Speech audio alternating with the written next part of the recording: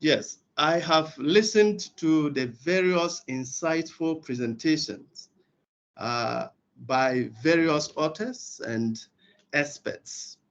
And I've come to realize that all these discussions actually boil down to one particular thing.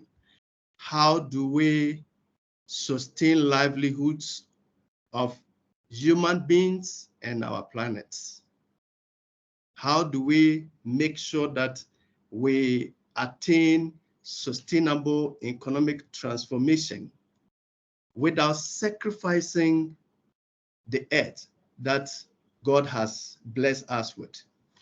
And so I present, following the outline as shown, I'll be talking briefly as by way of overview, youth unemployment situations, and the fact that I see them as entrepreneurial opportunities.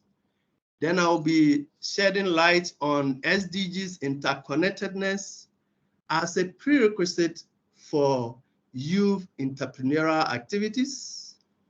Then I'll also be sharing with us some business models for sustainable entrepreneurial engagements, the challenges facing young entrepreneurs, how young entrepreneurs should develop what we call entrepreneurial mindsets.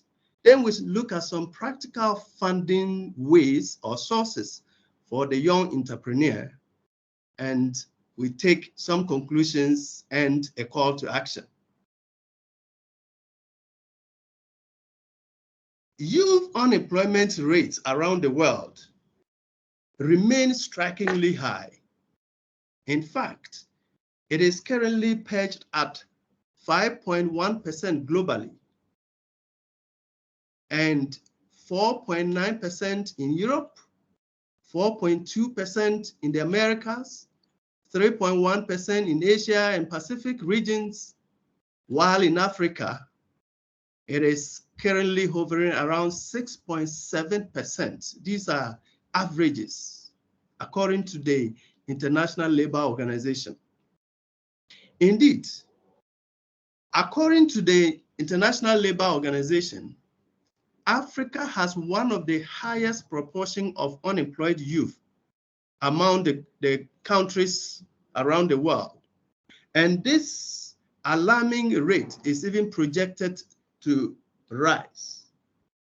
In fact, while between 10 to 12 million young people enter the labor force on the continent of Africa on an annual basis, it is said that only around 3 million jobs are created for this high number that enter the labor market. In particular, there are serious concerns that youth unemployment is a major hindrance to Africa's achievement of the 2030 Agenda for Sustainable Development. So that is the worry. So, but now, given this, let me just share with you some projections. So this is share of youth in, not in what? Any employment, not in any educational facility, or not going through any training. And we can see that it is rising when you compare it with the global average. Africa lies far above.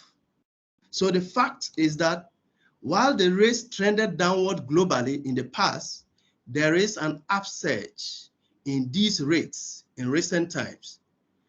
Rates are projected to remain high into the future. Both Africa and sub-Saharan Africa averages lie above the global average nearly throughout all the periods. Thus, youth unemployment in Africa is very high and are rising. With this in mind, we know that growing youth unemployment threatens social cohesion, and many of our speakers have shared this, political stability, economic growth, and sustainable livelihood. The situation is even more dire with greater youthful populations in Africa, especially in Ghana, where we are, and the rest of Africa.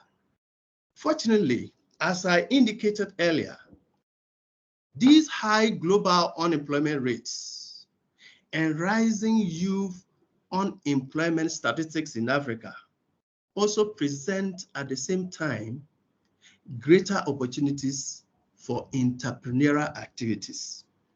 And I think in an effort to inspire us all today, many of the presenters actually alluded to the youth taking up the mantle and making sure that we venture into enterprises. We venture into solving the problems of our society, and therefore making sure that we position ourselves for the future. In fact, these social challenges and developmental problems are also mirror images of entrepreneurial opportunities and engagements. They present several opportunities. So youth entrepreneurial processes that intentionally create youth engagement and empowerment through entrepreneurial opportunities represent an effective solution to many of our problems. So we always tend to hear Africa as a continent that has a lot of problems. Talk about water, talk about sanitation, talk about agriculture, talk about solar energy, talk about whatever. There are challenges that African countries go through. But youth entrepreneurship is a powerful driver of innovation, job creation, and economic growth. So by fostering an environment that empowers young people to turn their innovative ideas into thriving businesses, we can unlock the new pathways to prosperity and social impact. So, but how do we do that?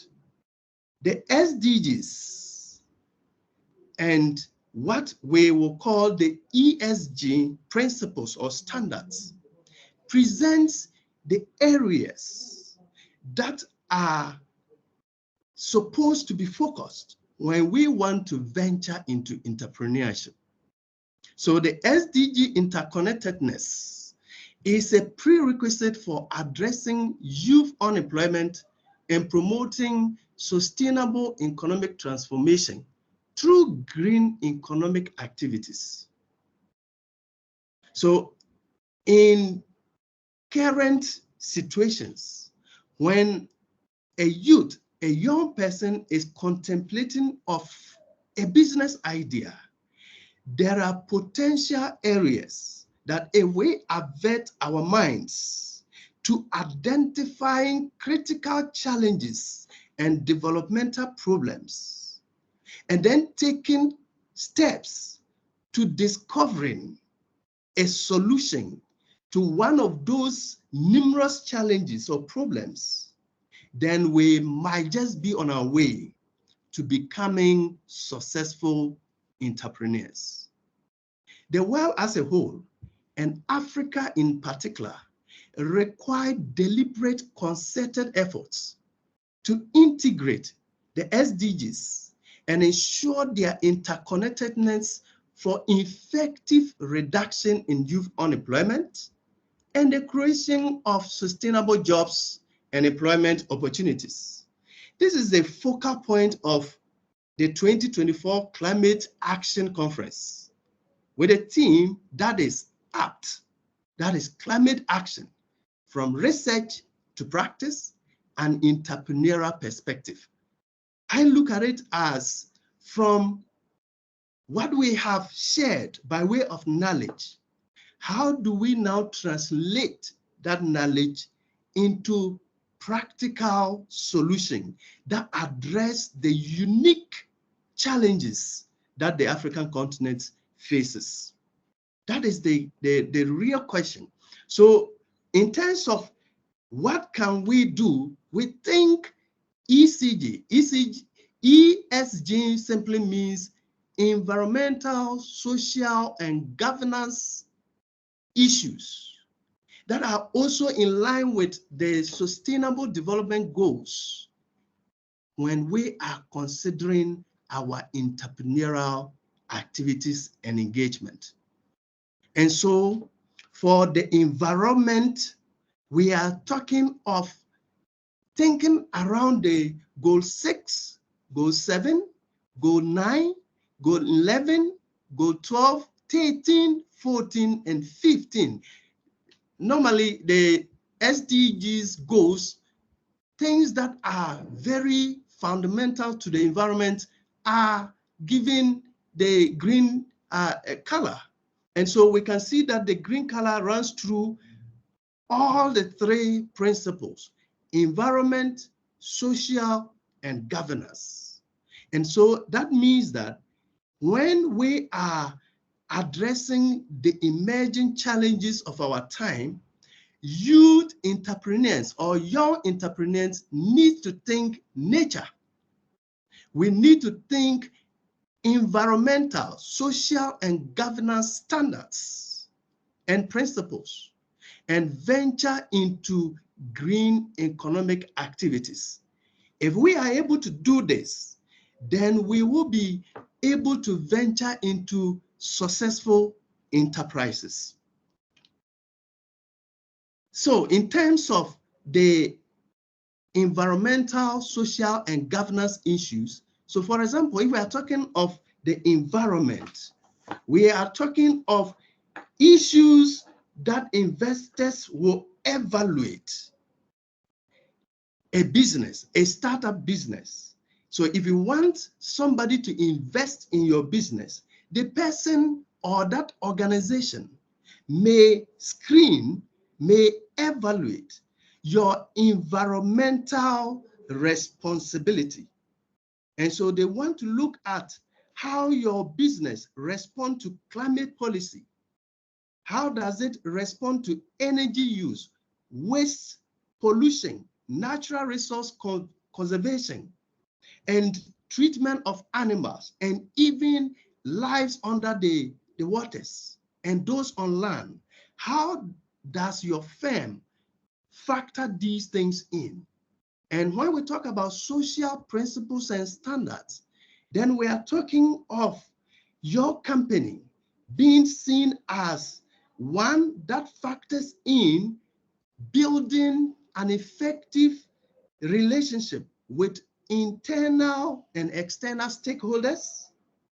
And so does your company even donate a percentage of its profits to the local community, for example, in which it is located and is operating?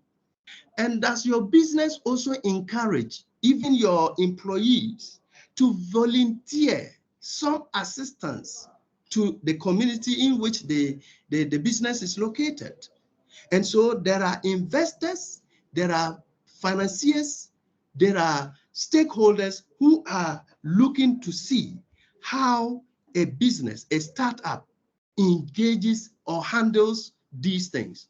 In terms of the governance principles, the financiers, the customers, the suppliers may be looking at your firm's position when it comes to leadership, when it comes to executive compensation, when it comes to audits, when it comes to internal control, and when it even comes to shareholder rights. How does your company handle these things? And in all of these things, it is supposed to ensure the world attain the SDGs as the target date is set for 2030. So if we are working in our organization collaboratively and solving real problems, real environmental problems, real social problems, real economics problems. These are what will help in the attainment of the sustainable development goals. So if we have a very good business idea that can solve one of these numerous challenges that the African continent is bedeviled with, what business model can we follow? There are several business models, and so I will just talk to you about 4 of them. Sustainable business model, you can think about the triple bottom line, right? That suggests that we adopt a triple bottom line approach that considers people, planet, and profit that can help the young entrepreneur create impactful business. So if we are thinking of creating a business, a model that will help us is, this business, is it going to be beneficial to people? Is it going to be beneficial to the planet? And is it going to be profitable so that depending on how my social engagement is, I can give back to society by way of corporate social responsibilities? Then you think about circular economy, that is designing the products or services of your business that considers reuse, recycling, and sustainability in mind, that can actually help to reduce wastes and the impact on the environment, because already the world is battling with waste, sanitation, and the environmental impact of business activities. So if you have a business model that ensures circularity of economy, that is, you are thinking about reusing whatever waste that you generate, then that must be, or that might just be, a very sustainable business model. Then you are also thinking of community-driven business. So engage with local communities to understand their needs and develop tailored solutions that can drive meaningful social impact. I always tell people, it is not about we doing what we want to do, but we identifying solutions to existing problems. And that means that the businesses that we end up setting up should benefit our immediate communities, the country, the continent, and the globe. Then we think about value chain. So if you have a business model that actually describes the full range of activities that are needed to develop a product or a service, then that can create a sustainable business. So we are talking of the value chain. For example, if we talk about value chain in agribusiness, if I have a way of creating irrigation facilities, irrigation system, then there's so much within that value chain, from the production to the market. So if I am able to identify, if I am able to describe all those ranges of activities that can occur within this value chain, then I might also be able to develop a winnable business and become a successful young entrepreneur. Then, with that in mind, what are the challenges facing young entrepreneurs? And let me just say that these same challenges are the reasons why entrepreneurship is not for everyone, and why there can be sustainable reward for the entrepreneur. because the challenges are real. The challenges will always be there. And so the entrepreneur develops what we call resilience and ambidexterity to make sure that these challenges are not insurmountable. So what are these challenges? Number one, access to capital. Yes. So you have listening to all the presentations, I've realized that this area of this industry, the Earth observation industry, climate change issues related industry, they are all capital intensive. You will require huge capital to be able to do it. And so it's a huge challenge. Securing startup capital and funding for growth can be a major hurdle for young entrepreneurs. And the reason is because the young entrepreneur doesn't have the requisite network. And that's why, as Barbara suggested, and Amos re-echoing, we are not an island. We need that interconnectedness. We need that dependence. We need that networking. We need that partnership. We need that collaboration to ensure that, having identified a winnable entrepreneurial activity, you'll be able to now use your network, use your connection to be able to start from somewhere, because that is a winnable idea. Right. Lack of experience is also one of the challenges that actually obstructs many young entrepreneurs or many potential young entrepreneurs in trying to venture into entrepreneurship. So we do not have the business acumen and practical skills needed to navigate the entrepreneurial journey, because as I always say, that the entrepreneurial journey is not a linear, does not follow a linear path. It is more of a non-linear path full of ups and downs. And so without the requisite experience, then it will become a daunting task for the young person to venture into entrepreneurship. But remember, I said in the very beginning of this slide that these same challenges makes it nearly impossible for everyone to become an entrepreneur, and a few that dare the challenges and venture into solving real social, real environmental, real climate change issues will end up winning the game. We also talk about regulatory bottlenecks or regulatory barriers.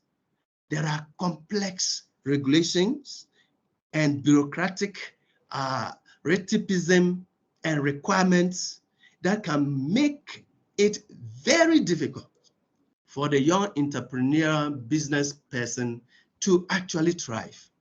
But again, knowing that I have a winnable solution to a real social or economic challenge, I should now be able to identify what way I should go to actually relate with these regulatory authorities. Then also we talk about mentorship gaps. But recently, there are a number of centers that are being created in some of our institutions that are expected or that hope to mentor, to train young entrepreneurs so that the lack of access to requisite experience in mentors can be a thing of the past. So basically, these mentorship centers take the young entrepreneur through and help them to connect with the real experienced entrepreneurs who can help them go through the process of entrepreneurship. So there is the need for the young entrepreneur to develop an entrepreneurial mindset. There is the need for the young entrepreneur to develop an entrepreneurial mindset. Sorry. One, how do we develop an entrepreneurial mindset? I always say this, we have to be people of ideas. And so we have to cultivate creativity and generate innovative businesses that will solve the many challenges and problems that our society faces. Then, as a young entrepreneur, it doesn't just stop from coming up with business ideas. Yes, it starts with getting ideas. What can I put together to ensure that irrigation becomes a sustainable economic activity? In Ghana, for example, I always say, in the 21st century, why do we have to look up in the sky when the rain does not fall at the time that we want it to fall? So this is a challenge. We are even told to go to the church, go to the mosque and pray. Yes, prayer is good because most of us believe in that supernatural being. But there are ideas that can be put on the table that will enable us to develop sustainable irrigational facilities that will water our crops. We talk about food security, food insecurity in Africa, and most of it borders on our inability to have sustainable irrigational facilities. So now that I have an idea to venture into sustainable irrigation, energy, lights is a big challenge in the African continent. We do not have the amount of energy. Ghana, we seem to be shedding loads now, and it's affecting major productivity. So if I have that idea, and yet I'm not a scientist, but I've been informed that we have so much sun in our part of the world, and we have so much wind in our part of the world. So the ideas can be dropped on these. Then we now have to what? To embrace problem solving, to convert these ideas to real solutions that solve the real problems of our society, of our economies.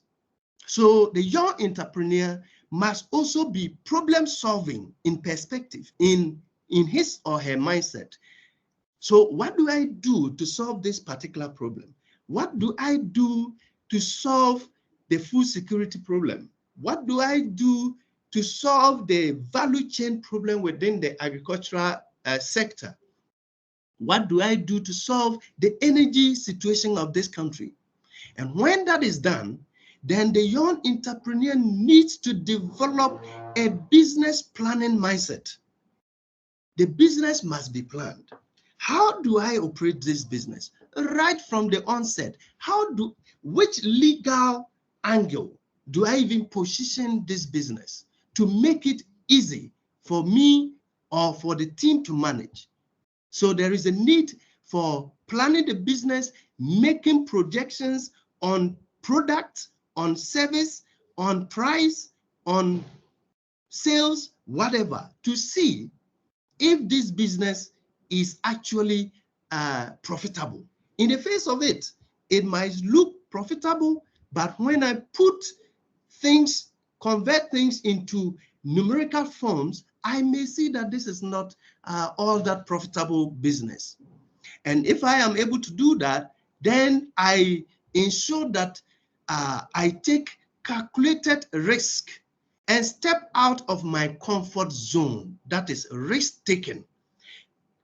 Every entrepreneur must be willing or must have the mindset to take a calculated risk. to take, so there are uncertainties in the outcomes of the venture that I am going to enter into. But then I have to make sure that I do the necessary checks, the necessary calculations to be sure that I am just not undertaking this venture ignorantly.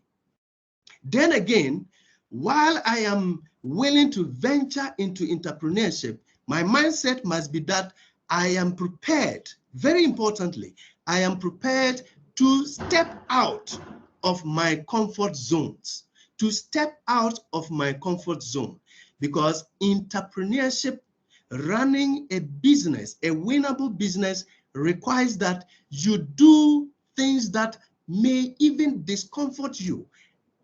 In most of the time, you may even have to go against your natural being to reconvert or to reconfigure your being into that entrepreneurial being. Then, when the business takes up, you are thinking of marketing and sales. Then, in the end, whether the business will triumph depends on entrepreneurial ambidexterity and resilience. So the entrepreneurship requires that you, the entrepreneur, has the ability to exploit your existing competences while exploring simultaneously at the same time new opportunities. So the entrepreneur must be somebody who is able to do two things at the same time. That means you are ambidextrous. To be resilient as an entrepreneur means that you should have the mentality of bouncing back when challenges emerge. You should have the mindset of overcoming setbacks, of overcoming obstacles, impediments, because they will come. If you are not resilient, if you are not ambidextrous, then entrepreneurship will be a very impossible thing to engage in. So, what are some of the practical funding ways, funding sources for the young entrepreneur? I always say this: think about target savings and partnering with like-minded young persons. This is one of the surest ways to making sure that that brilliant idea that you have will see the light of day. If when you have discovered that idea and you have refined your problem-solving capabilities, then you'll have to do target savings. And if the target savings cannot bring it timeously, then you might have to consider partnership with like-minded people who may share your idea and who may also be willing to contribute to the start of it. There are, in our part of the world, especially in Ghana, because of bottlenecks, because of political issues, grants and scholarship from governments is not too effective, but we can get that from NGOs and from other philanthropics. But just like Amos indicated earlier on, I think that the young African may have to just believe in ourselves and believe that we can find the resources that we need to start our own businesses by ourselves through collaborations. And I think that will help. But grants and scholarships can be given by the governments of our various countries, NGOs that operate in our various countries and within the African continents, and other philanthropic organizations. In Ghana, for example, we have the Youth Employment Agency, we have the National Entrepreneurship and Innovation Program, where startup businesses are helped to be able to bring their ideas to fruition. Then we can also talk about crowdfunding, engaging in crowdfunding platforms. Initially, these were not even, they were mainly free, but these days, because of regulation, the crowdfunding platform will require a percentage of the revenue that they help you to generate. But we have a number of them, and the number still keep rising. And we can talk about Fundly, we can talk about Mighty Cause, we can talk about Start Engine, we can talk about GoFundMe, etc. These are crowdfunding platforms that can help if you have a winnable. What are these?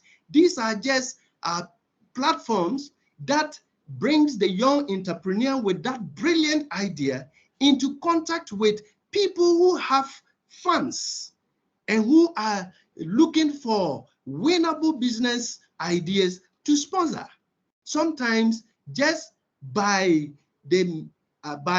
acknowledging that this person or this organization had helped you to start is the objective or the goal of those sponsoring some of these crowdfunding sources.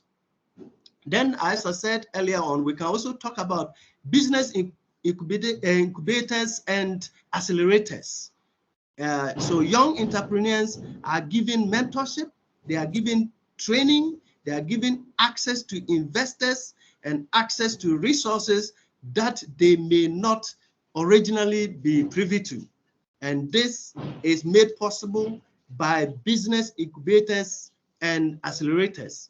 We have some of these centers within our various universities that the young entrepreneur with that brilliant idea that can set the pace of development of your country and your continent.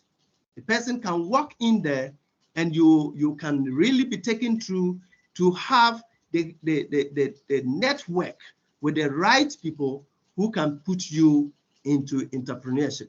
We also have another source called business angels and venture capitalists. These are investors.